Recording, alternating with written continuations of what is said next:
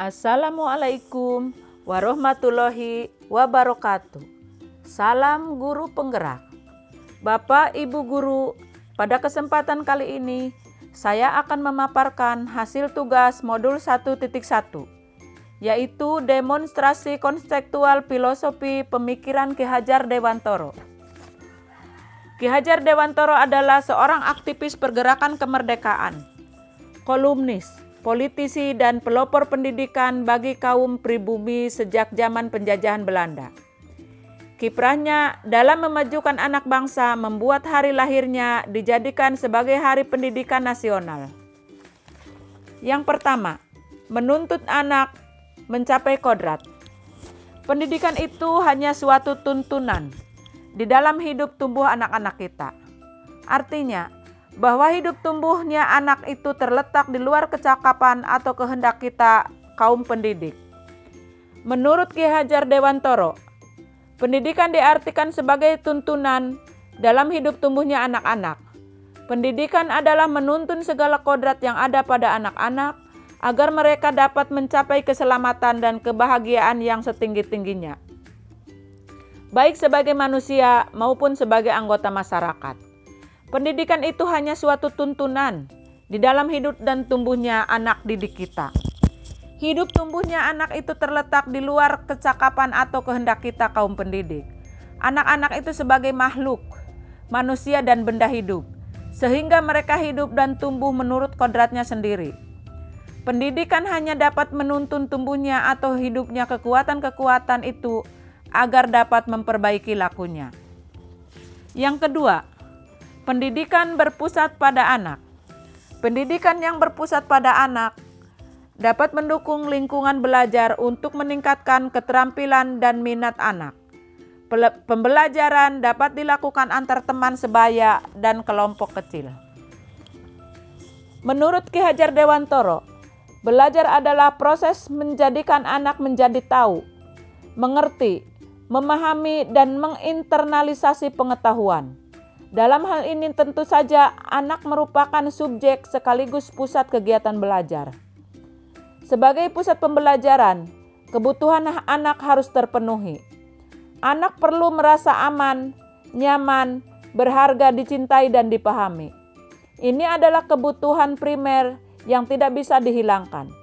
Perasaan aman, nyaman, berharga, dicintai, dan dipahami akan mendorong munculnya motivasi dan kesadaran anak untuk belajar. Setelah tumbuhnya motivasi belajar, anak perlu hal yang menyenangkan dalam proses mereka belajar.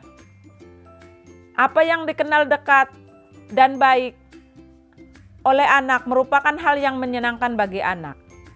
Oleh sebab itu, pembelajaran dikejar ke arah yang konseptual, sesuatu yang akan mudah dipahami anak karena anak sudah mendapatkan pengalaman dalam bentuk lain yang berhubungan dengan materi yang dibelajarkan. Yang ketiga, trilogi pendidikan. Sebagai seorang guru, bukan hanya mengajarkan materi di dalam kelas, tapi lebih dari itu, tugas guru lebih berat, yaitu mendidik siswanya. Ki Hajar Dewantoro menjelaskan, trilogi pendidikan yang pertama yaitu Ingarso Sung Tulodo. Guru bisa memberikan contoh yang baik dalam perkataan dan perbuatan.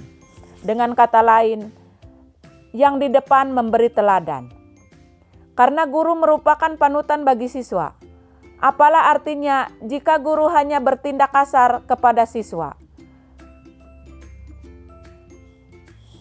Mungkin masih ingat pepatah yang mengatakan, guru kencing berdiri, murid kencing berlari. Yang memiliki makna, apapun yang dilakukan guru menjadi perintah langsung bagi siswa.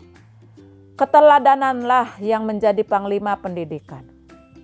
Yang kedua, Ingmadyo Mangunkarso. Guru selalu berada di tengah-tengah murid untuk memberikan semangat, atau yang di tengah membangun keinginan. Menurut Ki Hajar Dewantoro, guru adalah motivator bagi siswa, mendampingi siswa menciptakan ruang impian yang ia inginkan. Selamilah lingkungan kehidupan siswa agar terjalin keakraban. Hapus stigma guru adalah dewa atau titel yang menjauhkan dengan siswa. Guru tidak akan bisa jadi motivator jika ada jarak dengan siswa. Yang ketiga, Tutwuri Handayani. Guru harus bisa memberikan dorongan dan arahan.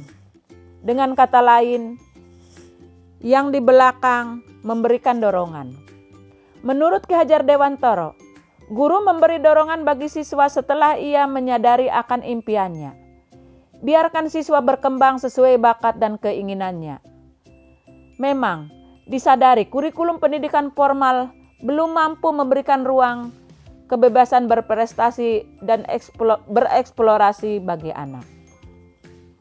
Demikianlah yang dapat saya sampaikan. Kurang lebihnya mohon maaf.